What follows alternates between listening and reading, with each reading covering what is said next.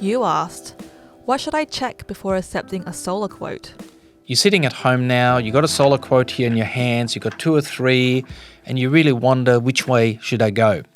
I've actually created a bit of a list of the key considerations to when you actually got the quote of what to ask before you make a decision. The first one is the advertised price.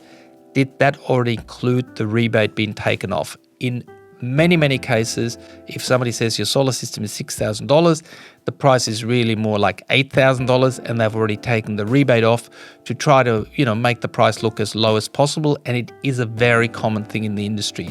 So what's the price range? So most likely the price that you've been given is the price with the rebate already taken off. So don't think, I'm going to get $2,500 solar rebate. The price is $7,000, so the price out of pocket is actually $2,500 less. No. That $7,000 that you got quoted is most likely already the price with the rebate taken off, but that's definitely worthwhile to ask. Also, a big issue that can happen after the system is installed is the meter connection. You want to make sure that the company that sells you the solar system and installs the solar system is also the one that organizes and manages, or maybe even undertakes, the meter connections. The rules are different in different states, but overall, please ask the questions: will you hand me the solar system over in a way that the meter is connected, I don't have to chase anybody, and the system will be working, and I will get my benefits and the credits without me having to run around and ask anybody to do something? Very important, ask that questions. Then, is everything included? Do I have the labor included? Do I have the transport included? Do I have the meter connection included? Do I have the cost of a meter included? Is there any out-of-pocket expenses that I would expect to come other than this quote? And the answer should be no. If it is, then find out how much it is, because that way you can compare apples with apples. If another installer has included it all and this one didn't, maybe that's the good reason why it's $300 cheaper. So ask that question. What are the warranties that I get? What are the years? What type of warranty do I get? Get it listed, and then ask, who do you contact if there is a problem? I believe that the responsible solar companies will actually say to you that you should be able to contact them. The ones who go, it's not our problem, contact the manufacturer, are actually misleading you. By the Australian consumer law, if I've installed it, I'm still responsible afterwards to look after you if there's a warranty type of repair. Okay, so don't let yourself be hoodwinked off to the manufacturer. The installation company has some responsibility towards you, and you can say, look, I would like you to look after it. Now, if it's not a warranty, then you would have to obviously expect to pay something for it. But if it's a warranty, in that case, the manufacturer should be paying the installer. So please make clear at the beginning, who will look after me if I have a warranty claim? Is it your company, or are you going to flick me off to the manufacturer? How much is the deposit? 10% is reasonable, 15% is possible, 20% is possible. Anything more than that, I would say, hang on, no, in my opinion, that's too much.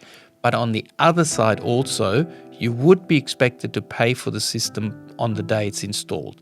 Do not suddenly expect your solar system to be installed and then be tardy on the way you pay for it. A lot of solar companies work on tight margins, cash flow is important. So deposit should be reasonable, but then you also would be expected to pay for the full system on the day of the install when the system is completed. If the meter work is still required, I would hold a little bit money back till you've got the meter fixed up as well, and then do the full payment promptly after that. How long will it take for the system to be installed? Companies sometimes very interested in getting the system sold very quickly, but then they have a long line and a long book, and you suddenly find out after you sign that it'll be 3 months before you get your system installed. So you have to get a date of when the system's likely to be installed at the time you're negotiating that final quote, because that's the time you're still in power. As soon as you handed the money over and you agree to it, your negotiation power, in my opinion, has gone down a little bit. Yeah, terms of payments. Sometimes there's finance terms. So find out, exactly what your monthly payment would be. There's no surprise. Is the interest rate fixed? Is it changing? Can I buy it out with a lump sum? That's kind of the questions for when it's a finance type option. Finally, you want to get a good estimate of how much your system is supposed to generate year after year. So you want that in writing, and you also want to ask the question, if the system generates significantly below what you're telling me it is supposed to do, who I actually have as the person responsible. Is that you? Is it somebody else? Because, for example, you might have a very shady roof, and you're really only going to get 2/3 of what would be generated in a really perfect roof. Well, that needs to be reflected in the output generation estimate, because otherwise your return on investment plan is completely out. If you expect to get $2,500 back a year, but your system only produces enough electricity to give you $1,500 back, well, then obviously it takes you 1 or 2 years longer to get your money back. Where's my money? So insist to get a good and well-calculated output estimate so you get an expectation of what your system will generate. I think if you follow all these things, then you're really much more less likely to have a negative surprise.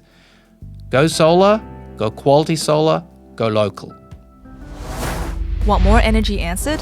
Visit YourEnergyAnswers.com for quality energy products, tools and calculators, and find your quality local installers.